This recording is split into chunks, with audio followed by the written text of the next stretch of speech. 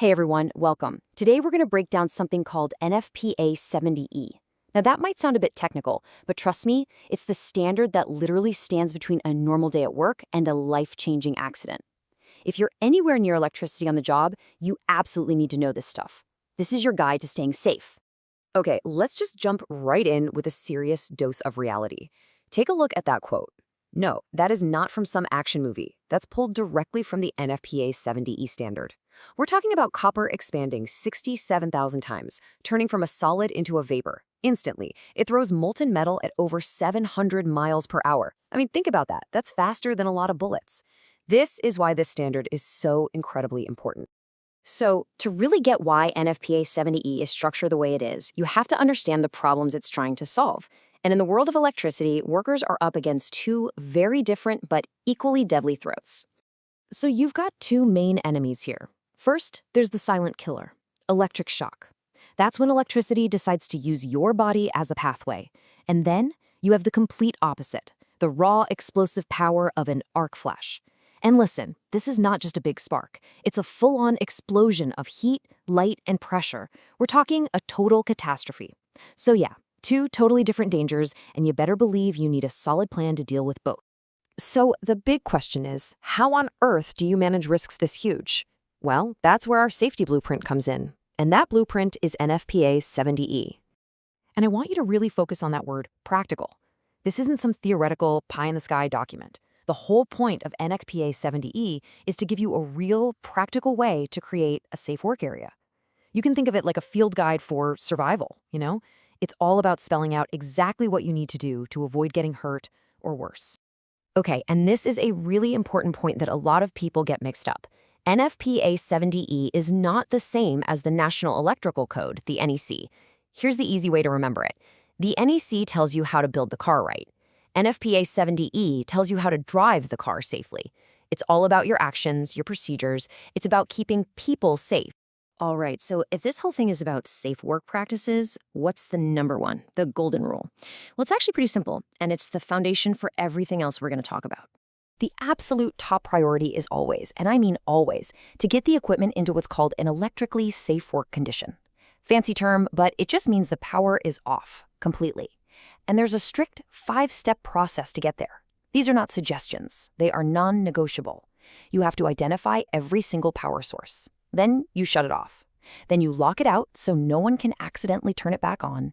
Then, and this is critical, you prove it's off with a test meter. Finally, you ground it if you need to. You have to do every single one of these steps in order before that equipment is truly safe to touch. Okay, but let's be real. We all know that sometimes you just can't turn the power off. It's not an option. So what do you do then? How do you possibly manage that insane level of risk when you have to work on live equipment? First thing you need to get in your head is that working live is the absolute 100% last resort. It's only allowed under two super strict conditions. One, if turning it off actually creates a bigger danger, like say cutting power to a hospital's life support system. Or two, if the job is physically impossible with the power off, like when you're testing for voltage. And let me be clear, it's faster or it's inconvenient are never good enough reasons. So, if you actually have a legitimate reason to work live, this whole formal process kicks into gear. You got to have what's called an energized electrical work permit. Think of it as your official permission slip that explains exactly what you're doing, why it has to be done live, and every single safety step you're going to take. And on top of that, you have to do 2 complete risk assessments, one for the shock hazard and a separate one for that arc flash hazard we talked about. That shock risk assessment, it basically draws these invisible safety circles around the gear. The outer circle, the first one you'd come to, is the limited approach boundary. This is like the yellow caution tape. If you haven't been specifically trained on the electrical hazards, the standard calls you an unqualified person, you can't cross this line, period. Unless you have a qualified person, someone who knows the dangers inside and out, escorting you. All right, now you take a step closer and you hit the next line, the restricted approach boundary. The danger level just went way up. Crossing this line puts you at a much higher risk of getting shocked. So this zone is only for qualified people and they better be wearing the right protective gear. We're talking voltage-rated gloves, insulated tools, the whole shebang. There are 0 exceptions to this rule. And then there's the arc flash boundary. Now this one's different. It's not about shock. This is all about that massive explosion we talked about at the beginning.